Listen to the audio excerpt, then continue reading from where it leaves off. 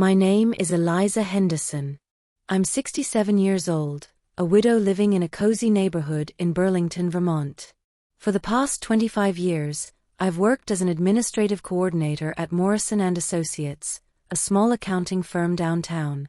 Before we start, don't forget to like this video, comment where you're watching from, and hit that subscribe button so you never miss a story like this. Thanks. I raised 2 children after my husband passed when they were teenagers, my son Benjamin, now 34, and my daughter Caroline, who's 31. I've spent most of my adult life making sure my children never had to struggle the way I did after losing their father. Every decision, every sacrifice, every dollar saved went toward their future. I thought that's what good mothers do. Last Wednesday morning, I was sipping my usual cup of Maxwell House coffee, watching the morning news, when my laptop chimed with a new email. It was from Benjamin, no subject line, just his name sitting there in my inbox like a warning I didn't know how to read. I smiled before opening it, thinking maybe he was sharing details about his upcoming wedding to Amanda. We'd been planning this celebration for months. I'd already contributed $25,000 toward the reception venue at the Shelburne Farms estate, and I was prepared to give another $40,000 for the catering and flowers. This was going to be the wedding of their dreams. But when I opened that email, my smile died on my lips. "Mom," it began. Not "Dear Mom" or "Hi Mom," just "Mom" like a label on a file folder. Benjamin explained that he, Amanda, and her family had finalized the guest list for their ceremony in the Adirondacks. After much consideration, they decided it would be best for me to watch the wedding via livestream rather than attend in person. Amanda's mother, he wrote, was very particular about keeping the guest count intimate and exclusive. Then came the line that felt like a knife between my ribs: "If you want to be part of it, you can watch through the Zoom link we've set up. Should be just like being there." Smiling face with smiling eyes. I stared at that screen until my coffee grew cold. My hands didn't shake. I didn't cry. Something inside me just shifted. Like a door I'd been holding open for decades finally swung shut. I replied with 5 words: "Sure. Enjoy your special day." No emotion. No argument. Just quiet acceptance that spoke louder than any scream could have. I closed the laptop, finished my now cold coffee, and got ready for work like it was any other Wednesday. But it wasn't. That was the day I stopped pretending my sacrifices meant anything to my son. That was the day I decided to stop being useful and start being seen. The drive to Morrison & Associates that morning felt different. Vermont's late spring air carried the scent of lilacs, but I barely noticed. My mind kept circling the same question: how did we get here? I've been at this job for 25 years, not glamorous, but steady. Stability was what I needed after losing Robert so suddenly. I remember standing in our old kitchen, bills scattered across the Formica counter, trying to figure out how to pay for both groceries and Benjamin's college application fees. Back then, I didn't think twice about working overtime every weekend. I canceled my book club meetings, skipped my sister's birthday parties, postponed that trip to Maine I'd always dreamed of. There'll be time for me later, I told myself. There never was. Every penny I saved went to Benjamin and Caroline.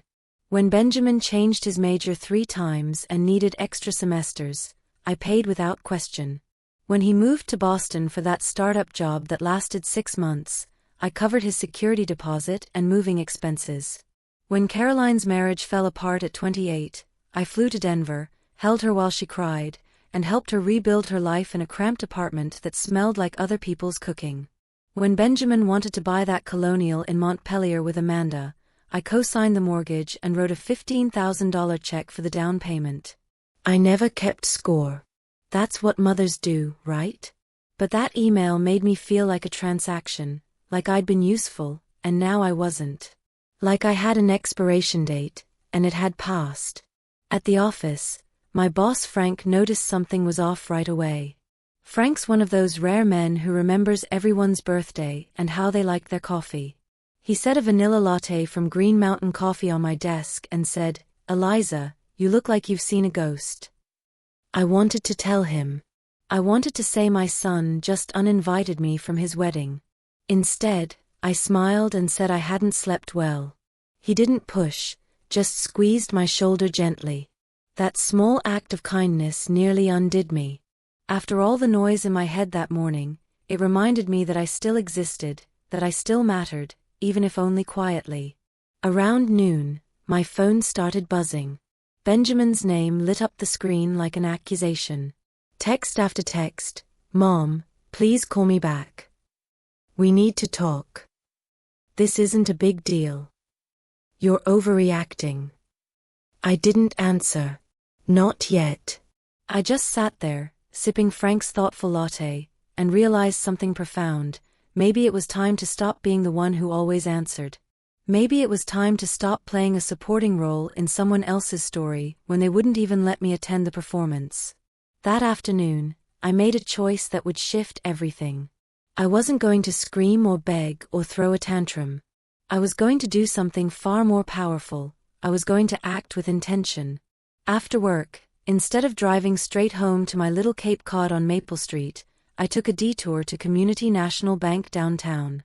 Patricia, the branch manager, had helped me with everything from setting up college funds to adjusting my retirement contributions over the years. "Mrs. Henderson," she smiled, standing to greet me. "What brings you in today?" I sat down across from her mahogany desk and placed my purse carefully on the floor. My voice was calm, almost eerily so. "I need to cancel a wire transfer, Patricia." She blinked. "Which one?" "The one scheduled to go to Shelburne Farms.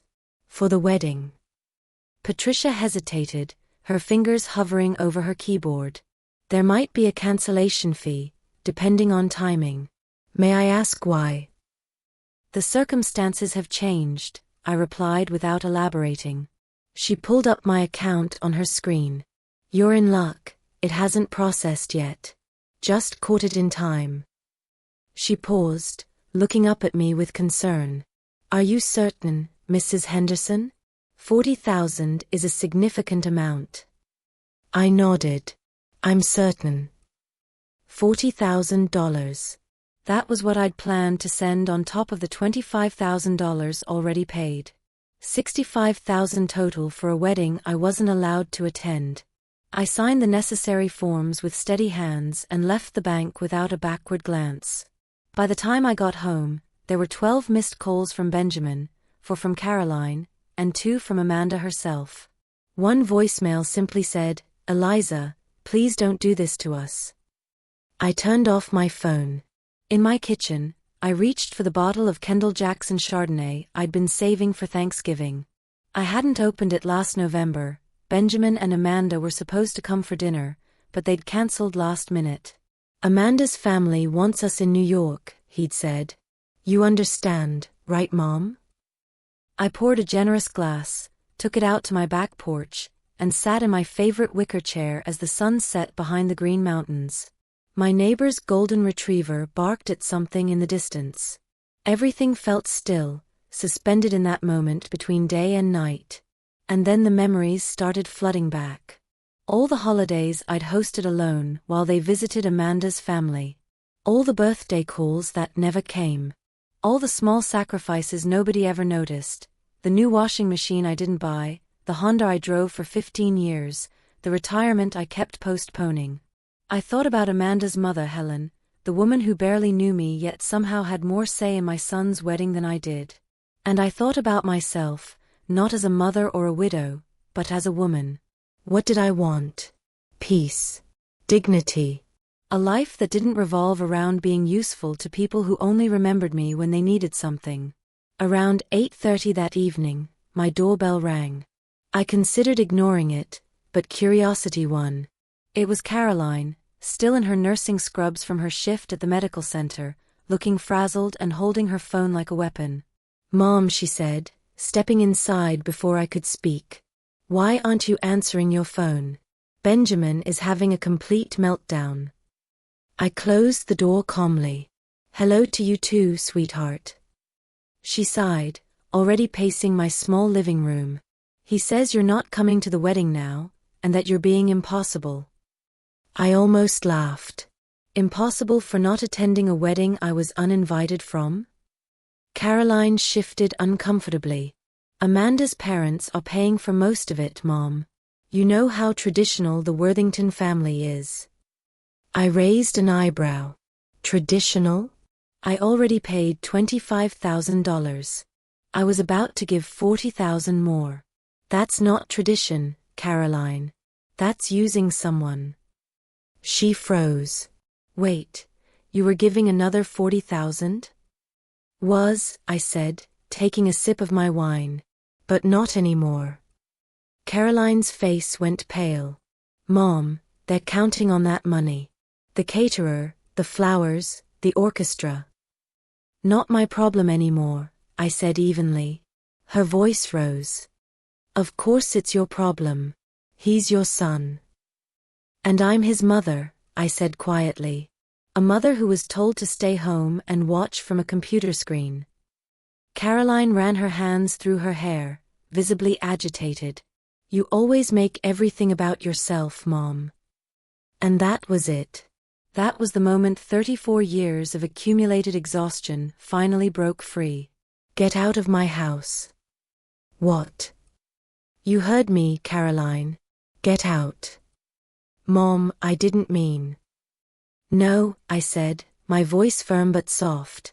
I've given everything I had, and I'm done being the villain in a story I wrote with nothing but love. Caroline stood there for a long moment, her mouth slightly open, as if seeing me for the first time. Then she turned and walked out.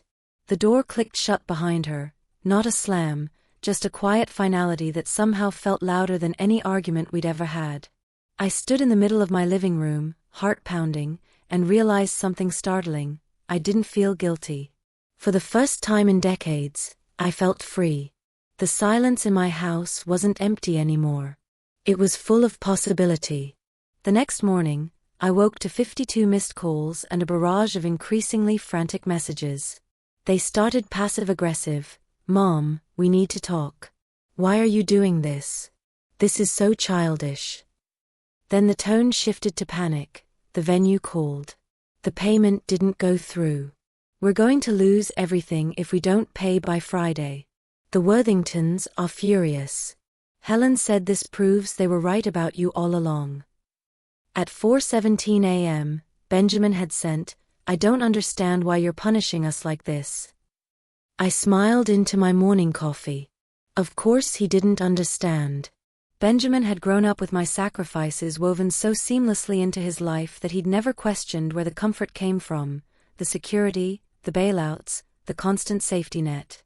He just assumed it would always be there, that I would always be there, checkbook in hand. But not this time. Later that morning, while I was reviewing client files at work, an email appeared in my personal inbox.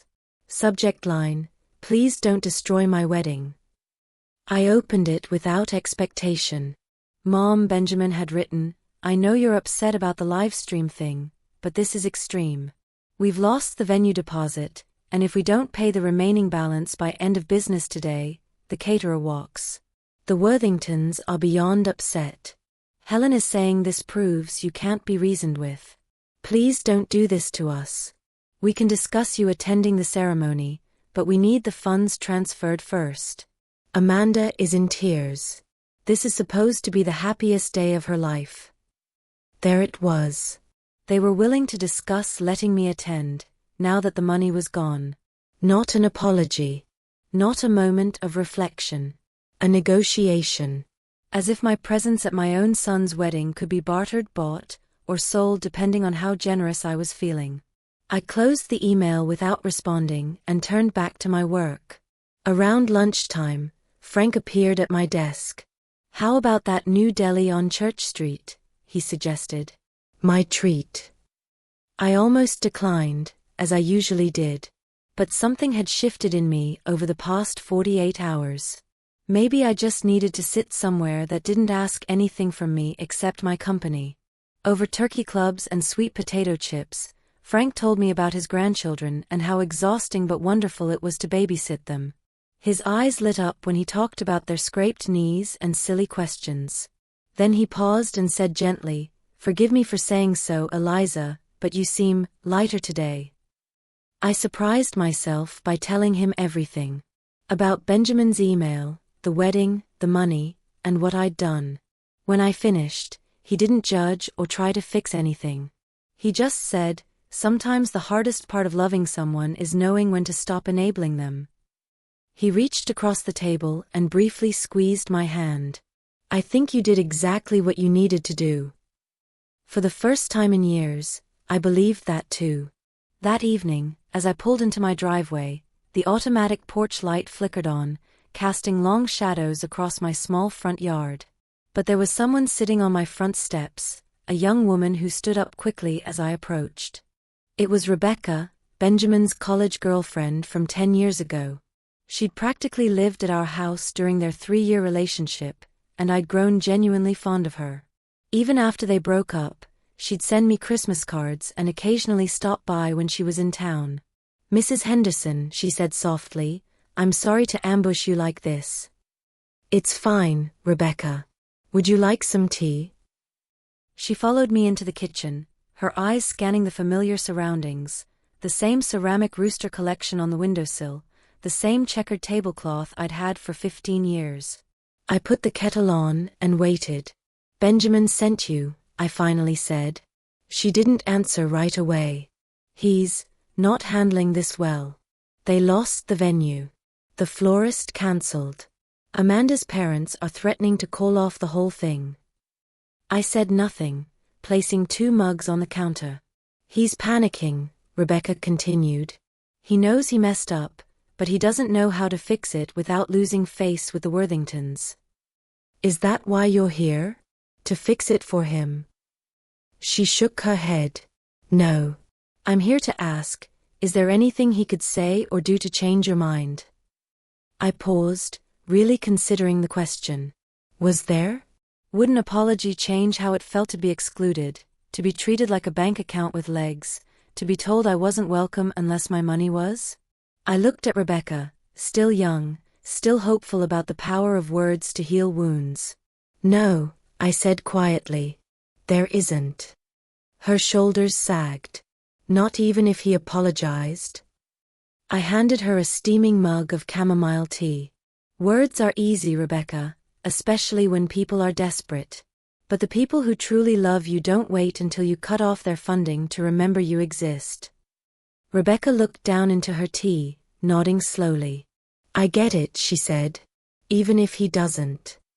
I'm sorry this happened, Mrs. Henderson. You deserved better. Thank you, I replied. But you don't need to apologize for his choices. We sat in comfortable silence for a moment, 2 women from different generations, connected by one hard truth: sometimes love requires boundaries. Sometimes the only way to be seen is to step out of the shadows you've been standing in for decades. Rebecca didn't stay long. She hugged me goodbye and walked back into the Vermont evening, and I finally closed the door on a version of myself I had outgrown. The wedding never happened, not as they'd planned anyway. According to Caroline, who eventually called to apologize for her outburst, Benjamin and Amanda scrambled to find another venue, but everything decent was either booked solid or far too expensive without the financial cushion I'd once provided. They ended up having a small backyard ceremony 3 weeks later at Amanda's parents' estate in Manchester, just immediate family and the Worthingtons' social circle. I wasn't invited, and for the first time in my adult life, I didn't need to be. In the weeks that followed, Benjamin sent one final email, a long rambling message that was half apology, half justification. He was sorry I felt excluded, but I had to understand their position. The Worthingtons were important business connections. Amanda's happiness came first. Someday, when I was ready to be reasonable, we could work things out. I read it once, then archived it. I wasn't angry anymore.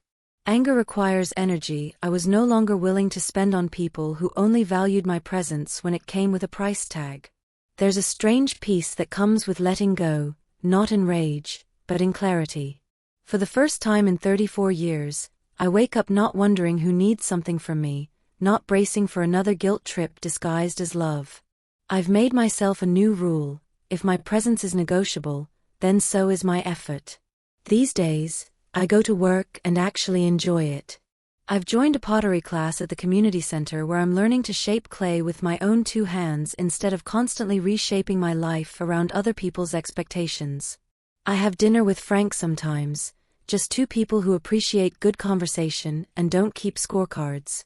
Last month, I finally took that trip to Bar Harbor I'd been postponing for 20 years. I ate lobster rolls on the pier, watched the sunrise from Cadillac Mountain, and didn't check my phone once. It was perfect. Caroline visits now, really visits, not just when she needs something. We're rebuilding our relationship on new terms, with mutual respect instead of one-sided obligation. She started bringing her daughter, my granddaughter Lucy, for weekend sleepovers. Lucy loves helping me in my small garden, and I love watching her discover the magic of growing something beautiful from nothing. As for Benjamin, well, he'll figure it out eventually. Or he won't. That's his choice to make. I've learned something I wish I'd known decades ago. You don't have to set yourself on fire to keep other people warm. Love shouldn't cost you your dignity, your peace, or your sense of self-worth. The strongest kind of love, I've discovered, is sometimes the kind you finally give to yourself. At 67, I'm just getting started. If this story touched your heart, please hit that like button and subscribe for more real-life stories that matter. Your support means everything to me and helps these important stories reach people who need to hear them. I want to hear from you in the comments below. Have you ever been taken for granted by family members who only reached out when they needed something? What would you have done in Eliza's situation? Do you think she was right to cancel the wedding funding, or should she have handled it differently? Have you ever had to set boundaries with adult children or family members? What's the hardest lesson you've learned about love and self-respect? Share this story with someone who needs to remember their worth. Sometimes we all need to be reminded that it's okay to choose ourselves. Your stories matter too. Drop a comment and let's support each other through life's toughest moments. Don't forget to subscribe and ring that notification bell so you never miss a story that could change your perspective. Remember, you don't have to set yourself on fire to keep others warm. Sometimes the most loving thing you can do is teach people how to treat you with respect. Thanks for watching.